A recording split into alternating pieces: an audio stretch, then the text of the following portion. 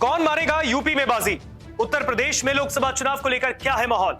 देश में इस वक्त आम चुनाव को लेकर एक जबरदस्त माहौल बन गया है। देश के अंदर आम चुनाव होने 2024 में और कुछ ही दिन अब बचे हैं, क्योंकि कभी भी चुनाव आयोग लोकसभा चुनाव देश में कब होंगे इस डेट के ऐलान कर सकता है, यानी कि तिथि की घोषणा हो सकती है, कभी भी डेट का ऐलान हो सकता है। और इस बीच में भारत के अंदर तमाम राज्यों में अलग अलग सर्वे हो रहे हैं। तमाम एजेंसीज अपने अपने स्तर पे वहां की जनता का मूड जानने की कोशिश कर रही है कि किस राजनीतिक यानी किस पॉलिटिकल पार्टी को वो लोग वोट देंगे इस बार के लोकसभा चुनाव में। बात आज होगी देश के सबसे बड़े राज्य की, जो कि पॉलिटिक्स के मायने में बहुत बड़ा राज्य है, उत्तर प्रदेश। 80 लोकसभा सीटें हैं यहाँ पर, 80।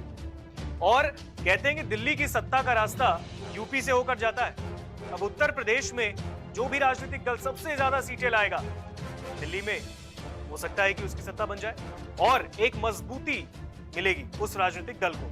कौन मारेगा उत्तर प्रदेश में बाजी? 3 सर्वे हुए हैं, 3 अलग अलग एजेंसीज ने यूपी में सर्वे किया और उसमें क्या बीजेपी के मिशन 80 को पास कर दिया गया?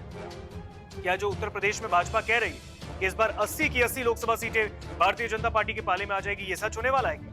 या फिर इधर जो इंडिया अलायंस है, समाजवादी पार्टी, कांग्रेस का गठबंधन, क्या ये बाजी मारेंगे? वो तो खैर आने वाला वक्त बताएगा। लेकिन जो मूड है, वो देश की जनता का क्या मूड है लोकसभा चुनाव को लेकर, वो हम लगातार सर्वे आपको हम बता रहे हैं। आज हम बात करेंगे उत्तर प्रदेश के लोकसभा चुनाव। उत्तर प्रदेश में लोकसभा चुनाव को लेकर क्या माहौल है? 3 नए सर्वे में, जो नए सर्वे हुए हैं, उसमें किस पार्टी को, किस गठबंधन को ज्यादा सीटें मिल रही हैं। सबसे पहले बात होगी उत्तर प्रदेश में किसका डंका? ईटीजी सर्वे की। ईटीजी की सर्वे के बारे में हम सबसे पहले आपको बताएंगे, क्योंकि इसमें NDA, India alliance, Bahujan Samaj party, क्योंकि बसपा ने पहले ही कह दिया कि हम किसी के साथ गठबंधन में नहीं है, यानी बहुजन समाज पार्टी ना एनडीए का हिस्सा है ना इंडिया अलायंस का हिस्सा है।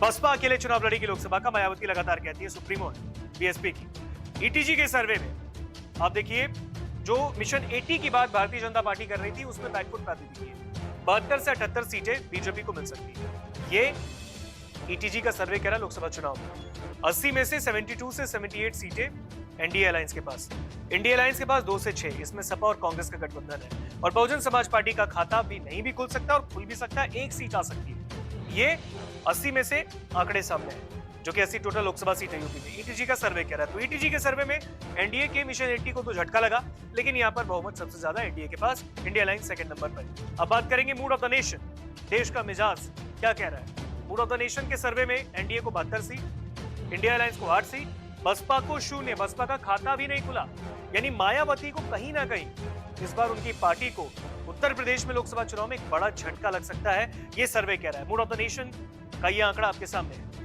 अब तीसरे और आखिरी सर्वे की बात करें, सीएनएक्स, ये नए 3 ताजे सर्वे हैं और इसमें सीएनएक्स के सर्वे में एनडीए को 78 सीट, इंडिया अलायंस को 2 सीट, सिर्फ 2, और ये भी सपा को मिल रही है।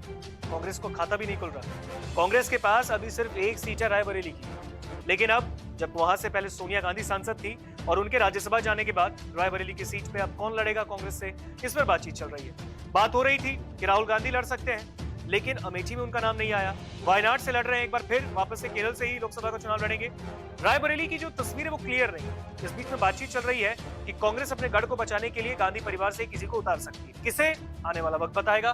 बहुजन समाज पार्टी इसमें भी शून्य, सीएनएक्स का सर्वे कह रहा। तो ये 3 टोटल सर्वे हुए, जिसमें एनडीए की मिशन 80 को तो झटका लगा, यानी कि भारतीय जनता पार्टी को एक तरीके से मिशन 80 वाले पॉइंट पे झटका लग रहा है। 80 सीटें तो नहीं आ रही, सर्वे तीनों बता रहे हैं, लेकिन 78 बहुत ज्यादा सीटें आ रही हैं और इंडिया अलायंस को 2 से 3, 6 सीट ऐसे आ रही हैं।